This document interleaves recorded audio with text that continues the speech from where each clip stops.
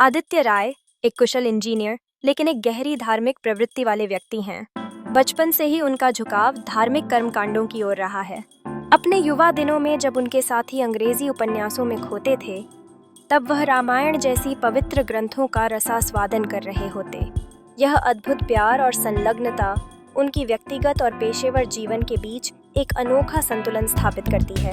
उनकी पत्नी भी अपने पति के धार्मिक कार्यों को पूरी तरह स्वीकार करती हैं और कहने में वाइलजता नहीं है कि वह उन्हें प्रोत्साहित करती हैं। दोनों ने मिलकर चारों धाम की यात्रा की है और 12 ज्योतिर्लिंग, गंगोत्री, यमुनोत्री और वैष्णो देवी जैसे पवित्र स्थलों पर कई बार गए हैं। हाल ही में आदित्य वैष्णो देवी के दर्शन कर घर लौट रहे हैं। उनके मन में मां की चिंता घर कर गई है, जिस कारण उनकी यात्रा एक भावनात्मक दुविधा में बदल गई है। ट्रेन की बर्थ पर लेटे आदित्य मां की याद में खोए हुए हैं। चारों तरफ मां दुर्गाजीर का दिव्य आभा है, लेकिन उनका ध्यान तो अपनी वृद्ध मां की बेबसी पर है।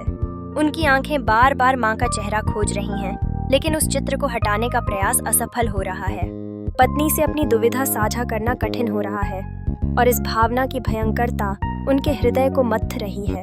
अतीत की तीर्थ यात्रा की यादें उन्हें परेशान कर रही हैं। उन दिनों की घेराबंदी में पंडों द्वारा उनसे लिया गया चढ़ावा और उसकी व्यथा अब भी उनके रोंगटे खड़े कर देती है।